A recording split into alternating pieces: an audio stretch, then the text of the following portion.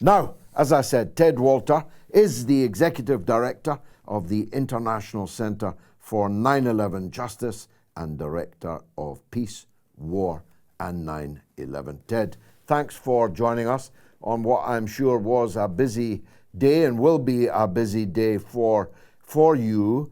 Let's start with the British angle on this and the news of an important court legal breakthrough for a British citizen killed on the day. Please explain to the audience what's happened. Yeah, well, George, thank you very much for having me on the 23rd anniversary of this solemn day. I really appreciate it.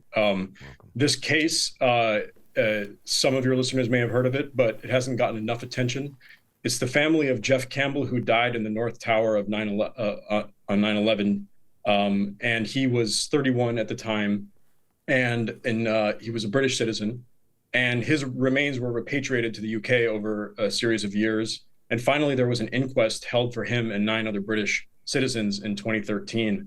The whole proceeding took about 2 hours. It was a rubber stamp hearing, and the official cause of his death now following that inquest is that he died because American Airlines Flight 11 caused the collapse of the North Tower, thus killing him. And so ever since then, his family has been trying to reopen the inquest. They were not present at the inquest, but they quickly heard of the conclusion. And ever since then, they have been trying to reopen the inquest because they believe that that official cause of death is untrue. They believe that the building did not collapse due to the airliner hitting it. And under British law, there is a process that makes it actually quite easy for families, if they believe that the official finding is untrue and they believe that they have new evidence that was not considered at the first inquest, to reopen the inquest. And it's really, the test for this is not difficult. Really, any new evidence that could possibly, even has the remotest chance of calling into question the original conclusion is supposed to trigger a new inquest. Not only that, not only do they have actually thousands of pages of evidence that was not considered at the first inquest in 2013, they also, you can also ask for a new inquest when it's provable that the coroner did not conduct a sufficient inquiry.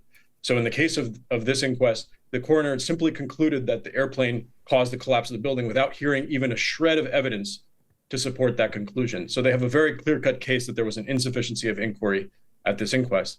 And so in 2021, 3 years ago in August, they submitted a 2,500-page application with lots of new evidence and legal grounds for reopening their inquest.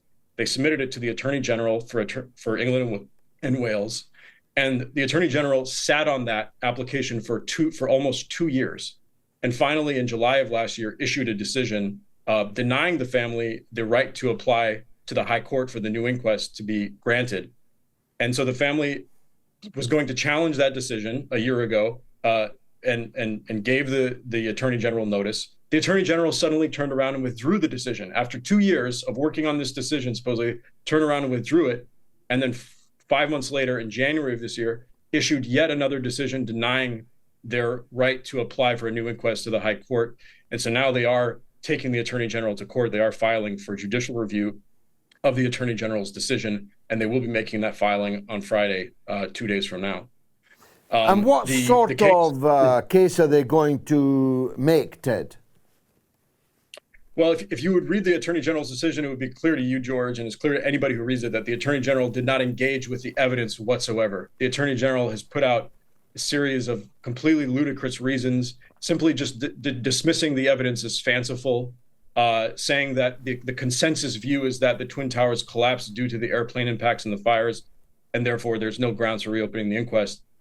We can show based on the letter of the law that the Attorney General has broken the law in a severe way in not engaging with the evidence at all, not giving any reason for favoring one set of experts' opinions over another, and in many other ways, actually using how can I say this, an incorrect legal test, setting the bar too high for how compelling that evidence must be.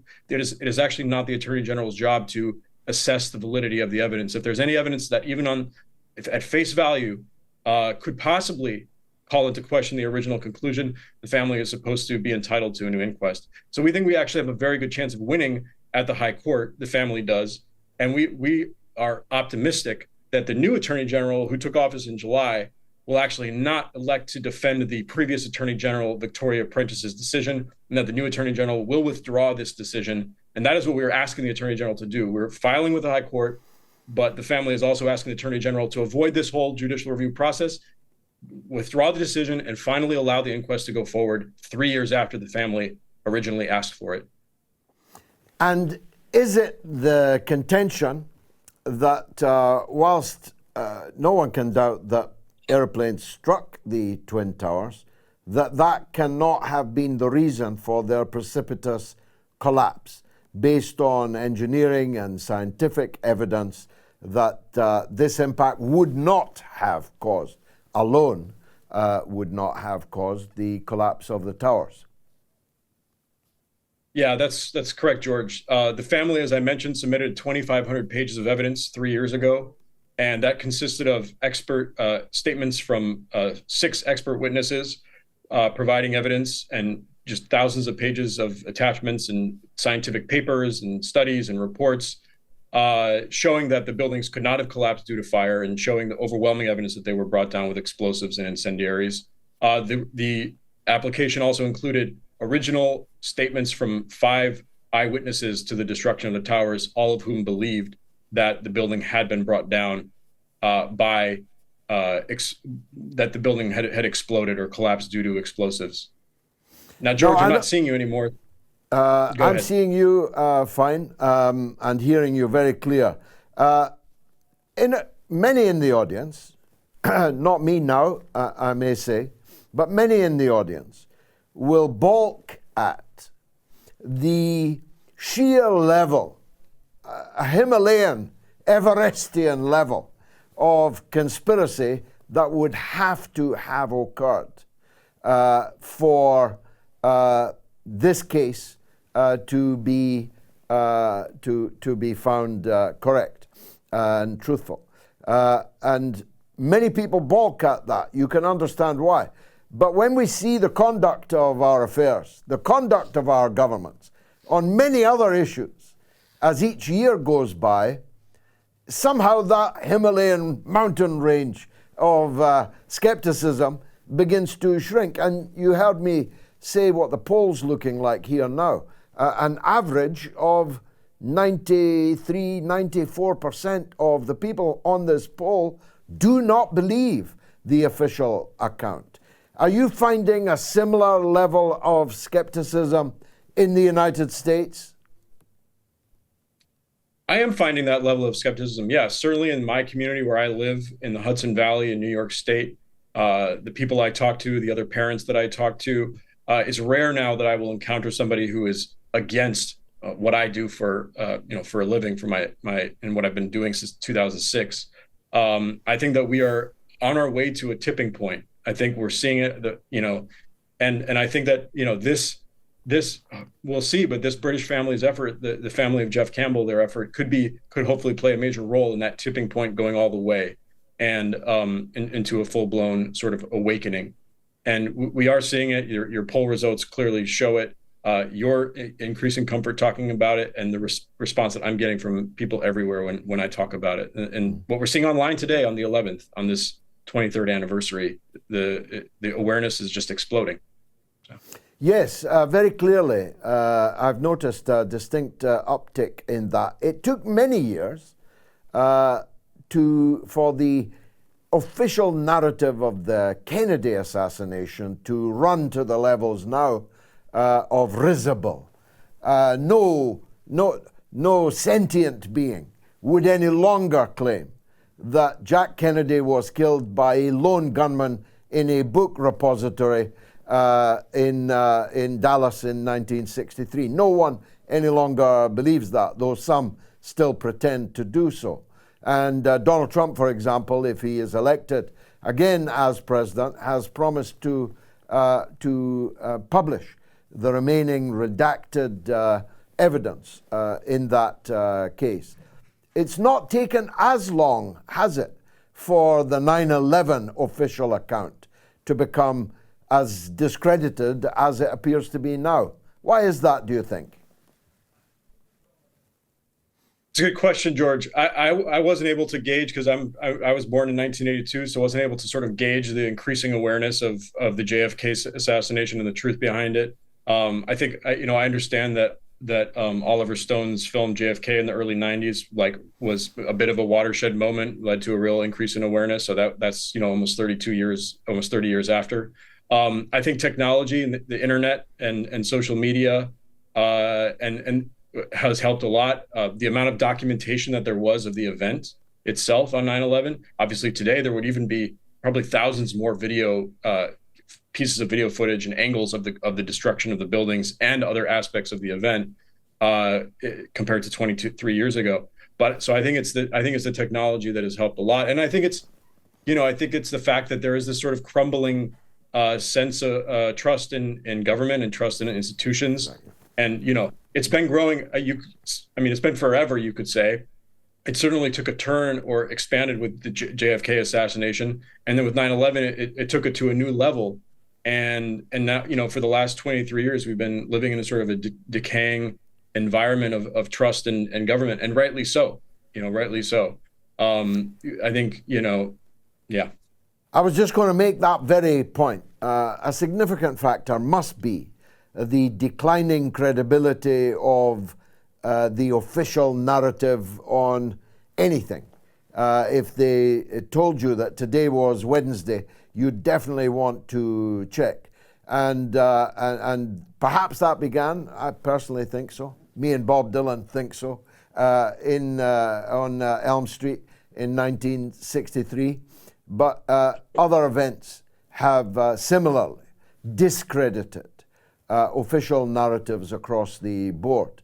9/11, the Iraq War and the lies that were told about it and to manufacture consent for it, the disputed elections in the United States, the suspicion that the elections even are stolen and might be stolen again, the weaponization of the justice system to put electoral opponents out of the game. All these things have led to a crisis of confidence in the official state in your country and in mine, I may say. That must be a major factor, Ted. It is a major factor for sure, perhaps the biggest factor. And along with the passage of time, it does get easier for people to sort of face the trauma of 9/11 or what was traumatic. And also you have a younger generation coming up that didn't experience it. So we have all these factors. I would like to think, and what my organization, the International Center for 9/11 Justice, is striving for, is to just bring down the entire tapestry of lies that has been surrounding us for the last better part of a century, and to bring down what might be the heart, the engine of those lies, which is the war machine, and then the other sort of special interests and corporate interests that have also sort of contributed to and used this system to increase their power, increase wealth, et cetera. And I think we are on our way to a turning point. We are on our way to an awakening. And 9/11, I've gravitated to 9/11 because I thought it provided the best potential to have this awakening and to hit reset. Because I think we can and we all deserve a system, a world where we can trust our institutions, where our institutions are comprised of good people, and where corporate interests and so on don't have outsized influence in the way that our governments are run. I think we can get there. I'm a little optimistic, though. All I'm asking for, I should say, is a proper inquiry, a reset. Let's go back to square one. You say a century. Let's settle for 9/11. It's not necessarily the case that you and I or any or all of the people who don't believe the official account necessarily believe an alternative account, or the same alternative account, rather. But we don't believe the official account, and therefore the official account should be reopened. There should be a new 9/11 inquiry that is not trapped by what we very widely, it seems, believe to be a false and misleading inquiry. Isn't that so? I agree with you completely. I think that for us to get to a point where there will be an honest government-based investigation will require an immense level of awareness and demand from the public and sort of an ongoing scrutiny to ensure that any investigation is conducted, in a serious manner. I think we're ultimately, in some sense, the awakening might precede the actual investigation, right? To have that level of pressure and for it to be a real investigation, we're going to have to, keep raising awareness and keep investigating what actually happened that day. That part of what my organization is dedicated to, besides raising awareness, educating the public, we're not waiting around for the government to give us that investigation. It is our mission to establish fully an accurate account of what actually took place that day to the best of our ability based on the evidence that's available to us. And we're making strides towards that every day. Well, the very best of good luck in your ongoing endeavours. Ted, thanks for joining us on the mother of all talk shows, and we'll look out for that English case with intense interest. Ted Walter, Executive Director of the International Centre for 9/11.